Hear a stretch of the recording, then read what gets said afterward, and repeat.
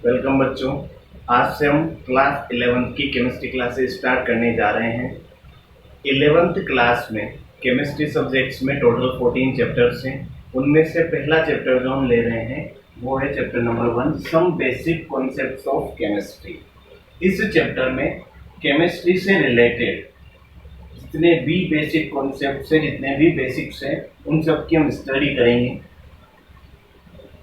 ये वो कॉन्सेप्ट्स रहेंगे जिनकी नीड, जिनकी रिक्वायरमेंट हमें जब जब भी केमिस्ट्री की हम स्टडी करेंगे आगे फर्दर, इन कॉन्सेप्ट्स की हमें हर जगह जरूरत होगी। तो इस चैप्टर में हम अलग से कोई बेसिक्स डिस्कस नहीं करेंगे। इस चैप्टर्स में हम सारे बेसिक्स कवर करते हुए चलेंगे, अच्छे से बेसिक्स पढ़ेंगे। ये चैप्टर नाम ही क्या है, some basic concept of chemistry. इसमें हमें सारे बेसिक्स कवर करने हैं और ये बेसिक्स हमारे लिए आगे क्या होंगे, हेल्पफुल होंगे जब हम आगे फर्दर केमिस्ट्री की स्टडी करेंगे। तो हम स्टडी करते हैं सबसे पहले some basic concepts of chemistry. और इसमें जो सबसे पहला टॉपिक हम स्टार्ट कर रहे हैं, जहाँ से हम स्टार्ट कर रहे हैं वो है सबसे पहले केमिस्ट्री। हम पढ़ रहे हैं तो हमें पता होना चाहिए केमिस्ट्री क्या होता है। सबसे पहले केमिस्ट्री क्या होता है, ठीक। तो chemistry is the branch of, it is the branch of science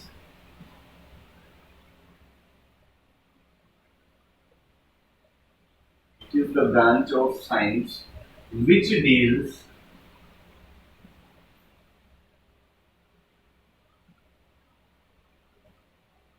with the study of matter।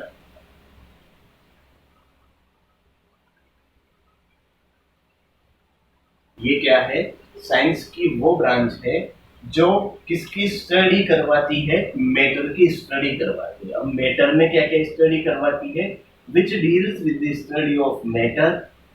Matter में it's physical and chemical properties, comma, it's chemical composition,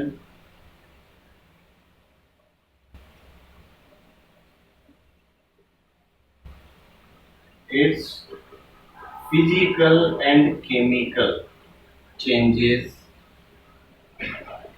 and energy changes carry out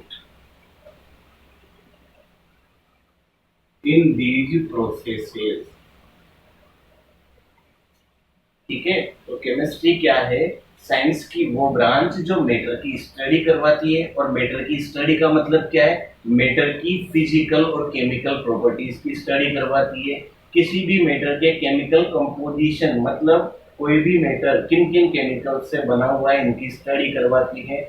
उसमें किस किस type के physical और chemical change होते हैं, इनकी study करवाती है। और इन सब प्रोसेस में क्या एनर्जी चेंज होता है, किस टाइप से कितना कितना एनर्जी चेंज होता है, उन सब की स्टडी जिस ब्रांच ऑफ साइंस में किया जाता है उसे क्या कहते हैं, केमिस्ट्री कहते हैं।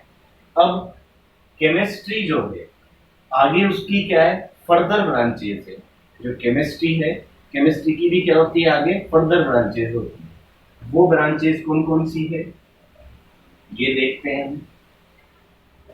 बेसिकली केमिस्ट्री की 4 मेन ब्रांचेस है। कितनी, 4 मेन ब्रांचेस। कौन कौन सी है वो ब्रांचेस, वो है first organic chemistry,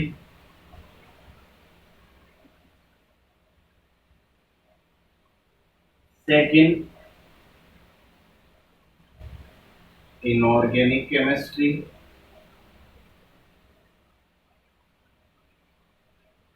third physical chemistry, and fourth analytical chemistry.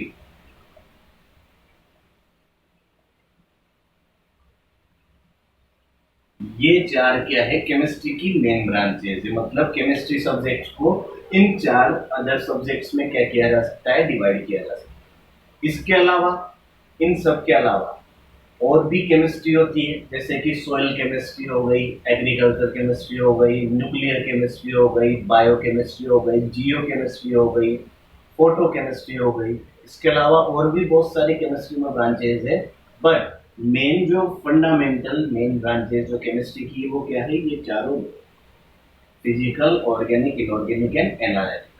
इसमें से ऑर्गेनिक केमिस्ट्री में हम किसकी स्टडी करते हैं? ऑर्गेनिक केमिस्ट्री में हम स्टडी करते हैं generally carbon and it's compounds. Carbon and it's compounds means hydrocarbons की स्टडी करते हैं जिस ब्रांच में, वो क्या है? Organic chemistry. इनऑर्गेनिक केमिस्ट्री क्या है? इनऑर्गेनिक केमिस्ट्री, इसमें कार्बन और उसके कंपाउंड्स को छोड़ के पीरियोडिक टेबल में जितने भी अदर एलिमेंट्स है उन सब की प्रॉपर्टीज, उनके कंपाउंड्स की स्टडी की जाती है। इसमें इनऑर्गेनिक केमिस्ट्री में, ऑर्गेनिक केमिस्ट्री में तो कार्बन और उसके कंपाउंड्स की स्टडी की जाती है, और इनऑर्गेनिक में कार्बन उसके कंपाउंड को छोड़ के रेस्ट जितने भी एलिमेंट्स है पीरियोडिक टेबल में उनकी प्रॉपर्टीज, उनके कंपाउंड्स की स्टडी की जाती है इनऑर्गेनिक केमिस्ट्री में। फिजिकल केमिस्ट्री में किसी भी एलिमेंट की, ठीक है, या बोल सकते हो किसी भी कंपाउंड की क्या क्या प्रॉपर्टीज होती है, क्या क्या फिजिकल प्रॉपर्टीज होती है, उनके कौन कौन से कॉम्बिनेशंस के रूप से कौन कौन सी थ्योरीज है, किसी भी रिएक्शन पे, किसी भी केमिकल चेंज पे फिजिकल पैरामीटर या फिजिकल फैक्टर जैसे कि प्रेशर, टेम्परेचर, ठीक है, कंसंट्रेशन, इन सब का क्या इफेक्ट होता है, ठीक, इन सब की स्टडी किसमें की जाती है? फिजिकल केमिस्ट्री में। डिफरेंट टाइप के प्रोसेस वगैरह उन सब की स्टडी किसमें की जाती है? फिजिकल केमिस्ट्री में की जाती है। और एनालिटिकल केमिस्ट्री में, एनालिटिकल केमिस्ट्री में जितने भी केमिकल एनालिसिस होते हैं, फिजिकल केमिकल एनालिसिस जितने भी होते हैं, उन सब की स्टडी किसमें की जाती है? एनालिटिकल केमिस्ट्री में। फिजिकल केमिकल एनालिसिस का मतलब है कोई सैंपल है, उसमें कौन कौन से कंपाउंड्स, कौन कौन से आयंस प्रेजेंट है, ठीक है, उनको एनालाइज करना, कौन कौन से आयंस प्रेजेंट है, कितनी कितनी अमाउंट में प्रेजेंट है, उन सब की जो स्टडी की जाती है, ठीक है, वो किस में की जाती है? एनालिटिकल केमिस्ट्री में की जाती है। ठीक है, तो ये क्या होगी? Main branches of chemistry. Chemistry की मेन कितनी ब्रांचेज है? 4 ब्रांचेज। ठीक, इसके बाद में अब केमिस्ट्री का क्या है, बहुत लंबा चौड़ा सा क्या रहा है, इतिहास रहा है, बहुत लंबी चौड़ी हिस्ट्री रही है। ठीक है, अलग अलग साइंटिस्ट ने अलग अलग डिस्कवरीज की है, बहुत सारे साइंटिस्ट हुए हैं दुनिया भर के। ठीक है, उनमें से एक जो साइंटिस्ट है उसको मॉडर्न केमिस्ट्री का फादर बोला जाता है। ठीक है, तो फादर ऑफ मॉडर्न केमिस्ट्री वो किसे बोला जाता है? वो बोला जाता है एंटोनी लवोसियर नाम के साइंटिस्ट को। एंटोनी लेवोसियर नाम का एक साइंटिस्ट है जिसे क्या बोला जाता है? Father of modern chemistry. तो ये याद रखना। नेक्स्ट इसके बाद में अब हम बात करते हैं, जैसा कि मैं बोल रहा हूँ केमिस्ट्री क्या है? साइंस की वो ब्रांच जो मैटर की स्टडी करवाती है।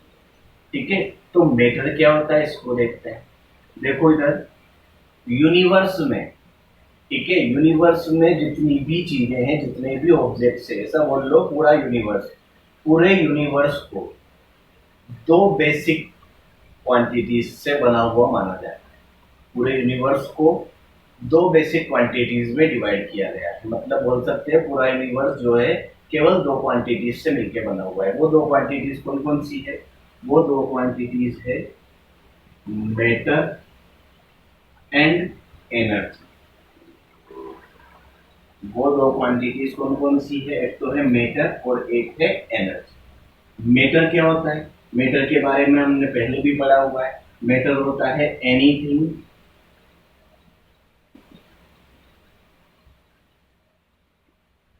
which has mass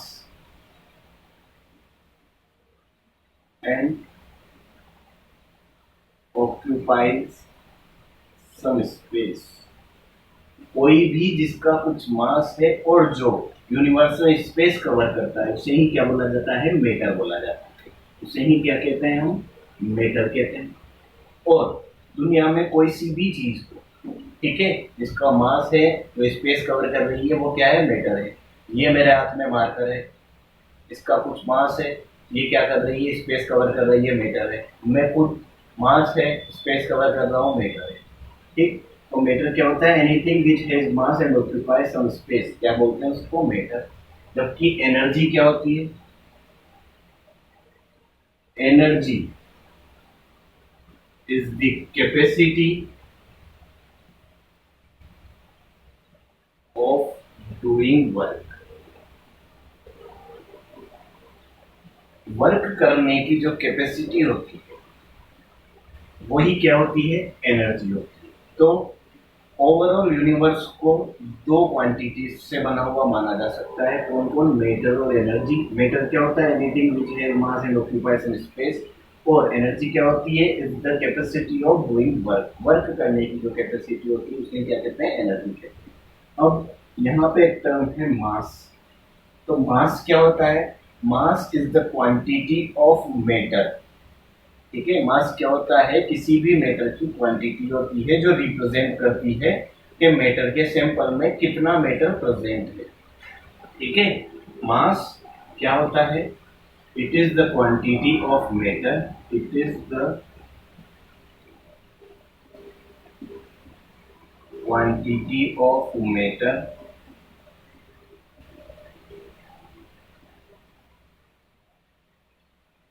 which represents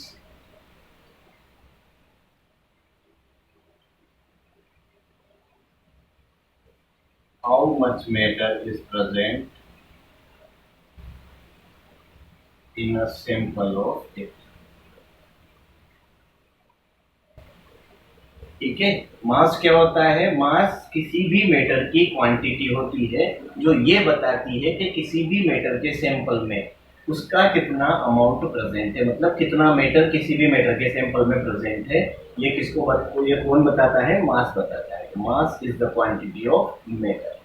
ठीक है, जनरली बच्चा इन दो टर्म्स में बहुत कंफ्यूज होता है, मास क्या होता है, वेट क्या होता है। तो मास क्या होता है, मैटर की क्वांटिटी होती है। ठीक है, और किसी भी मैटर का मास कभी भी चेंज नहीं होता है, चाहे उसको अर्थ पे मेजर करो, चाहे उसको मून पे मेजर करो, कहीं भी मेजर करो, मास एक फिक्स क्वांटिटी है। ठीक है, किसी भी मैटर के सैंपल में इस मार्कर में, ये मार्कर क्या है, एक मैटर का सैंपल है, इस मार्कर का मास ऑलवेज फिक्स रहेगा। और ये क्या बता रहा है कि इसमें मैटर की कितनी क्वांटिटी प्रेजेंट है। ठीक है, उसके अलावा एक दूसरी टर्म होती है वेट। वेट क्या होता है उसको भी मैं बता दूं, जनरली बच्चा मास और वेट में कंफ्यूज होता है। तो मास क्या होती है, क्वांटिटी ऑफ मैटर, जबकि वेट क्या होता है, एक दूसरी टर्म है वेट। तो it is the force by which an object is attracted towards earth। ठीक है, वेट क्या होता है, वेट वो फोर्स होता है जिसकी वजह से कोई भी ऑब्जेक्ट, कोई भी मैटर अर्थ की ओर क्या होता है, अट्रैक्ट होता है। ठीक है, जैसे कि ये मार्कर मैटर है, जैसे ही मैं इसको छोड़ूंगा तो इस पे क्या लगेगा, एक फोर्स लगेगा। वो फोर्स ही क्या है, इस पर्टिकुलर मार्कर का वेट है। ठीक है, जो क्या कर रहा है, इसको अर्थ की तरफ अट्रैक्ट होने के लिए फोर्स लगा रहा है। ठीक है, तो force on an object which attracts it towards अर्थ, इसे ही क्या बोला जाता है, वेट बोला जाता है। ठीक है, किसी भी ऑब्जेक्ट पे वो फोर्स जो उसको अर्थ की तरफ क्या कर रहा है, अट्रैक्ट कर रहा है, उसे क्या बोला जाता है, वेट बोला जाता है। जबकि मास क्या है, mass is the quantity of matter. Mass सभी जगह फिक्स होता है, जबकि जो वेट होता है, ठीक है, उसका फॉर्मूला होता है, इसको रिप्रेजेंट किया जाता है W से। W इक्वल्स तो होता है mg। m क्या है यहाँ पे, मास, और g क्या है, एक्सेलरेशन ऑफ ग्रेविटी।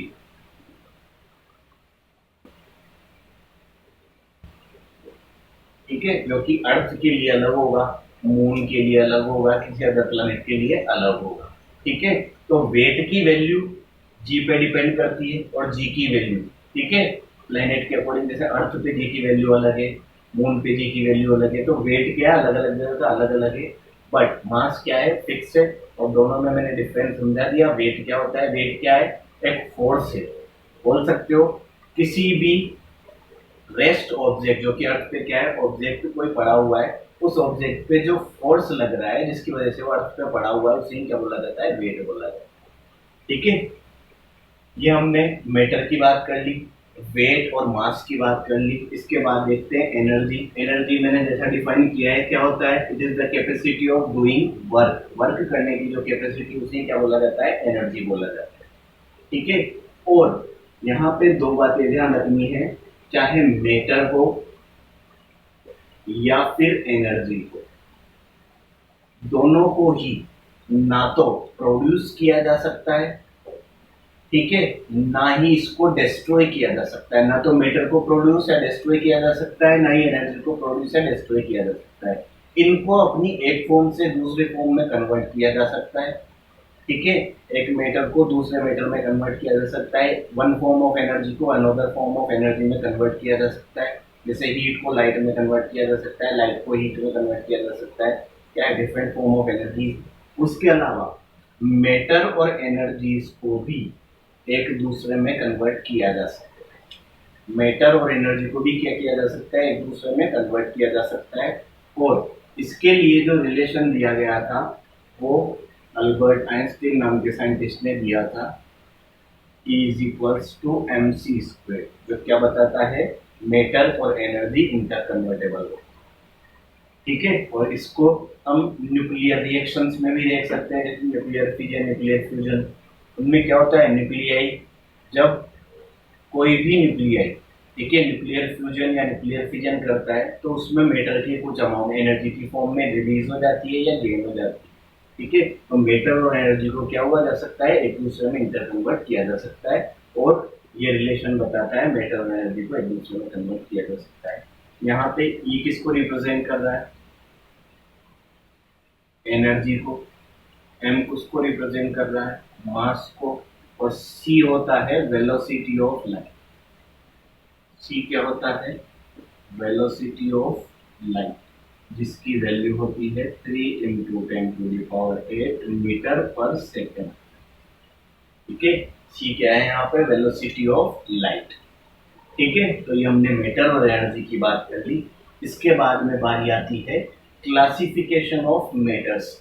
मैटर को किस किस तरीके से क्लासिफाई किया जा सकता है। ठीक है। तो इसको हम नेक्स्ट टर्न पे देखेंगे।